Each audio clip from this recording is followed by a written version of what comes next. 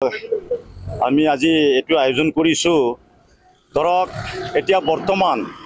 অসমত উচ্ছেদ মানে অমানৱীয়তাভাৱে যেটো অভিযান মানে উচ্ছেদ অভিযান যেটো চলি আছে এটো বন্ধ কৰিব লাগে আমি এটো প্ৰতিবাদ কৰিছো আৰু লগতে যিসকল रोजगार যিসকলে কাম পোৱা নাই সেই रोजगारটো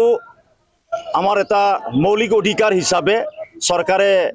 ঘোষণা কৰিব লাগে আৰু বান কৰা কোহনীয়া যেটো আমাৰ অসমৰ যেটো স্থায়ী যেটো সমস্যা এই সমস্যাটো ৰাষ্ট্ৰীয় দুৰ্যোগ হিচাপে স্বীকৃতি দিব লাগে এটো অনতি পলমে অসমৰ যেটো বান সমস্যা এটো নিৰ্মূল কৰাৰ কাৰণে আমি এটো চৰকাৰক জনাব বিচাৰিছো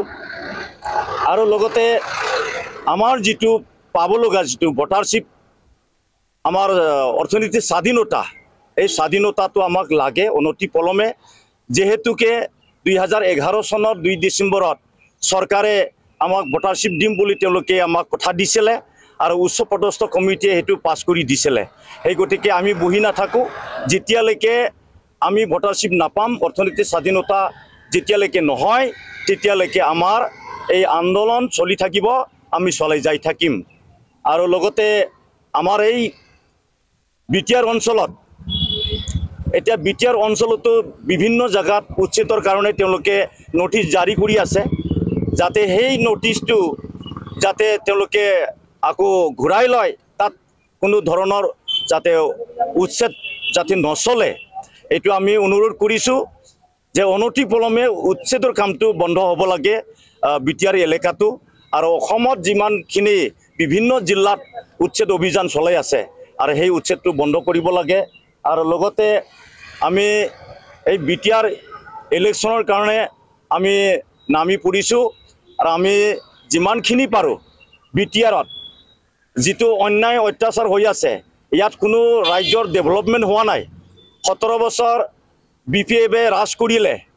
কিন্তু তাত যিখিনি আমি উন্নতি দেখিবলৈ পাব লাগিছিলে বা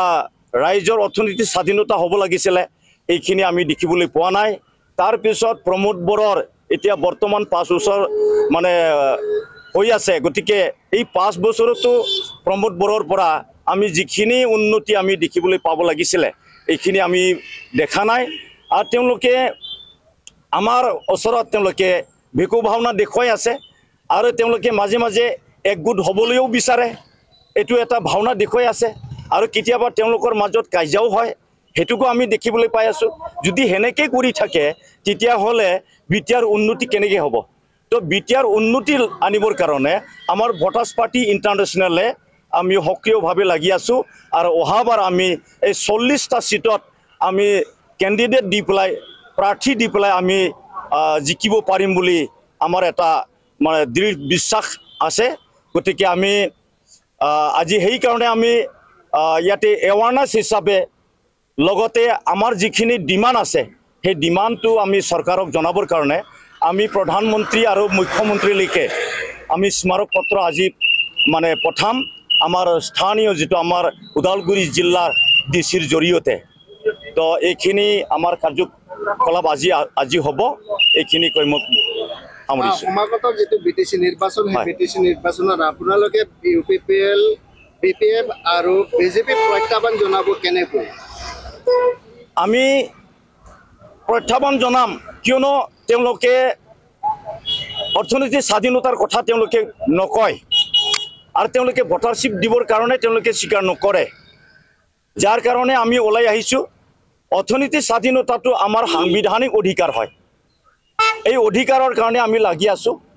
আমি এই অধিকাৰ লমে আমি সাব্যস্ত কৰিমে হেতু গতিকে অৰ্থনৈতিক স্বাধীনতাটো লৈ পেলাই আৰু দেখত যেটো বিভিন্ন ধৰণৰ অন্যায় অত্যাচাৰ হৈ আছে আমাৰ পাব্লিকৰ ওপৰত বা আমাৰ গৰীব মানুহবিলাকৰ ওপৰত এইটোৰ কাৰণে আমি প্ৰত্যাহ্বান জনাইছো যে এটা স্থায়ী শান্তি স্থায়ী এটা সমস্যাৰ সমাধান আনিবৰ কাৰণে আমি ৰাজ্যৰ ঘৰে ঘৰে যাম আৰু ৰাজ্যৰ গাঁৱে গাঁৱে গৈ পেলাই আমি এতিয়া অভিযান চলাই আছো আৰু সেই অভিযানটো আমাৰ কন্টিনিউ চলি থাকিব